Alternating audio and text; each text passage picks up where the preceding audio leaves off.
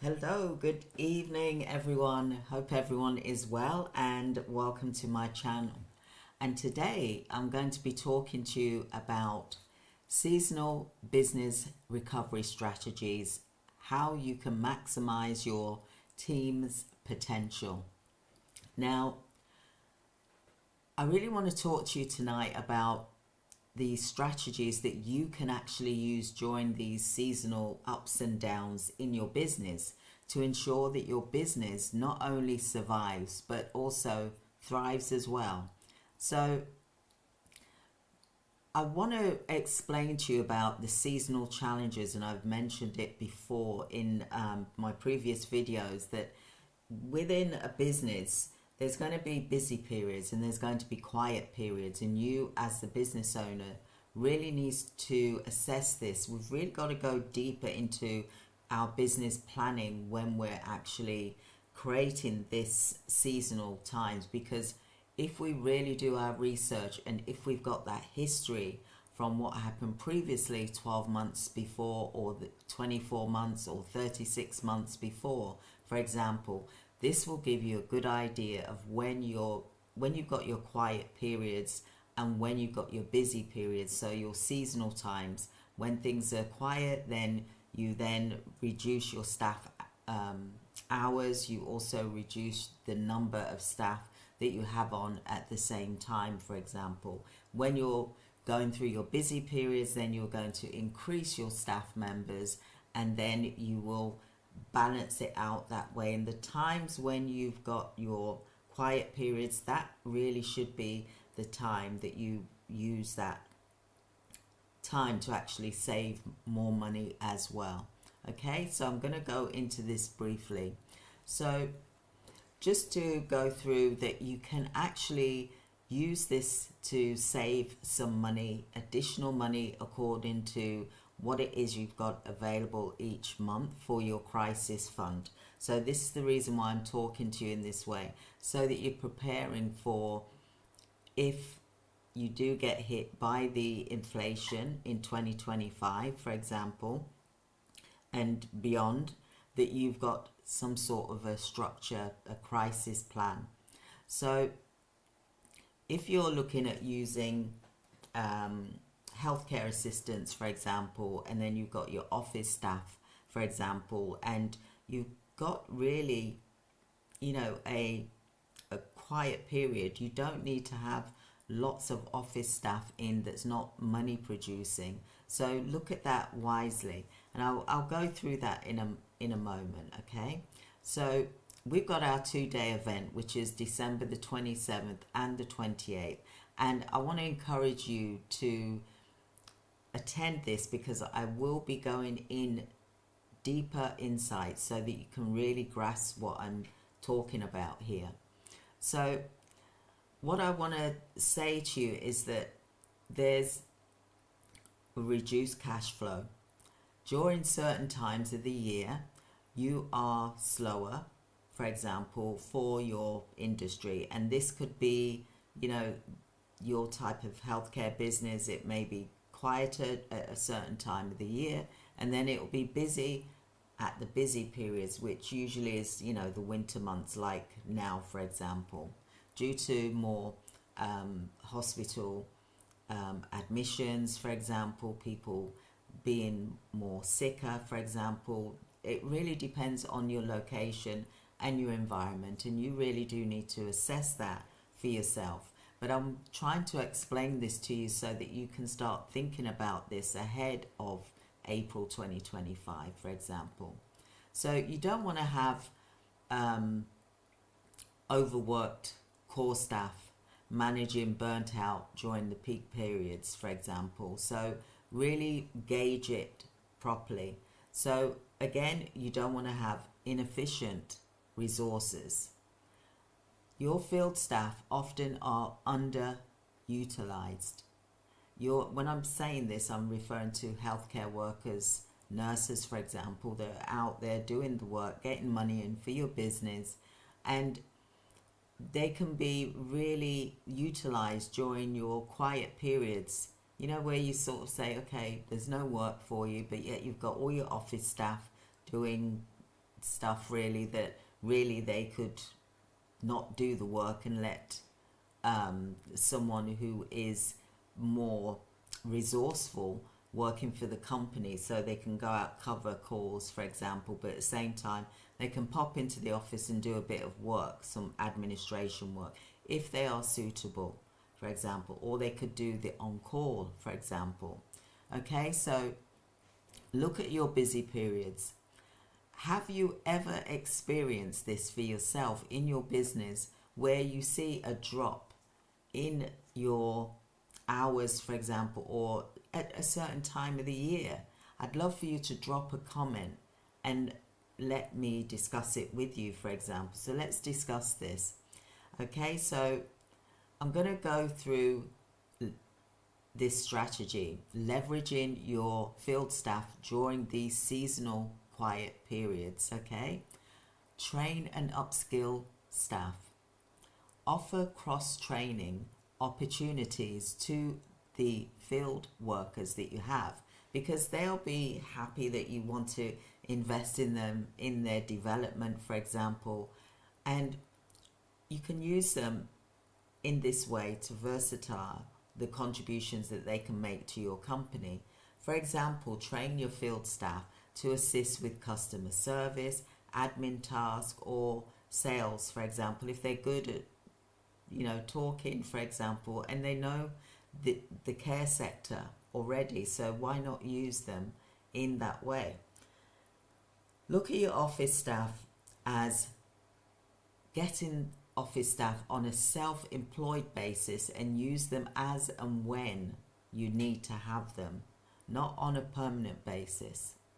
Okay, and then you can look at utilizing your field staff in this way to come into your office to cover the odd few hours in the week, and they could actually take it in turns. You could have, like, say 4 staff members that are in the field, but they can come in for an hour a day just to do some paperwork, do some calls, etc.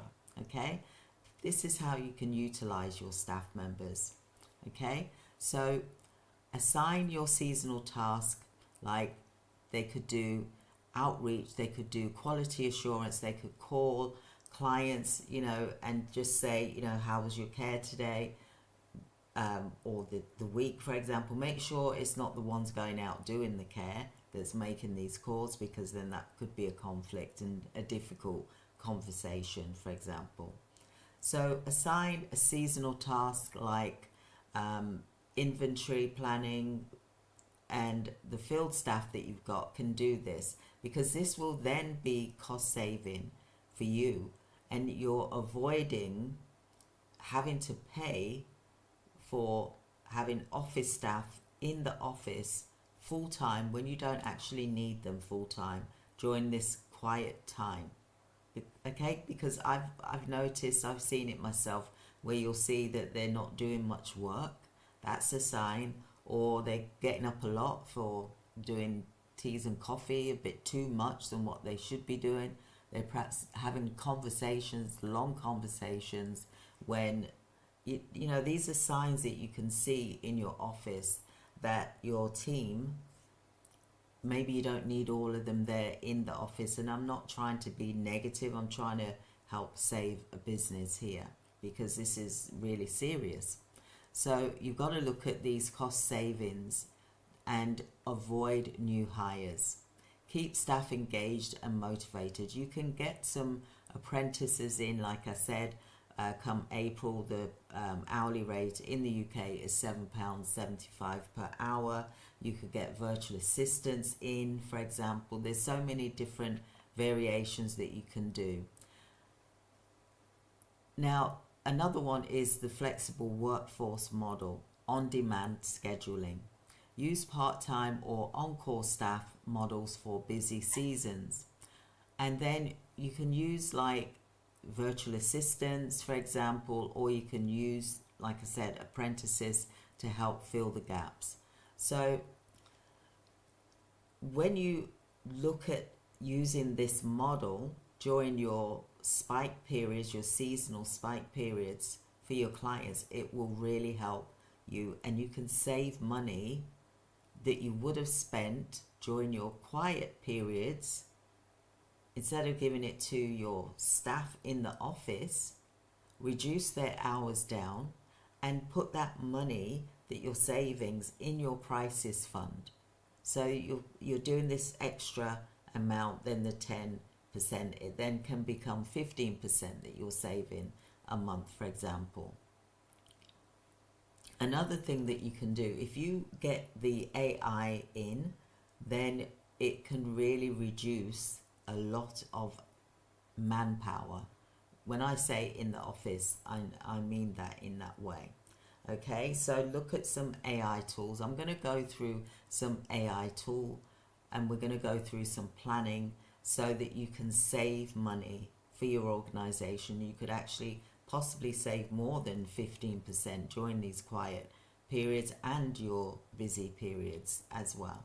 Okay, so you want to be able to use some seasonal planning tools like Google Calendar, Asana for scheduling, for example.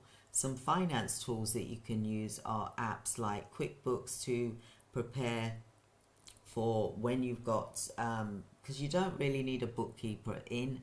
You can get a virtual assistant that can do your bookkeeping for you, which will be a lot cheaper.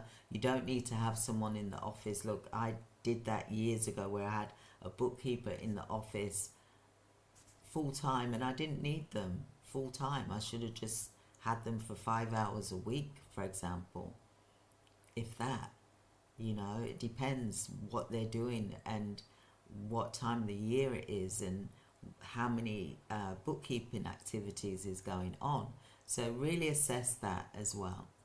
Okay, so start planning for seasonal changes for at least 3 to 6 months in advance to look at what you need to mitigate risk. Okay, so start looking at that now.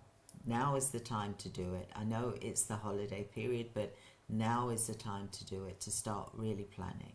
Okay, so the next thing that you need to be thinking about is think about what the seasonal challenges that you have faced in your business.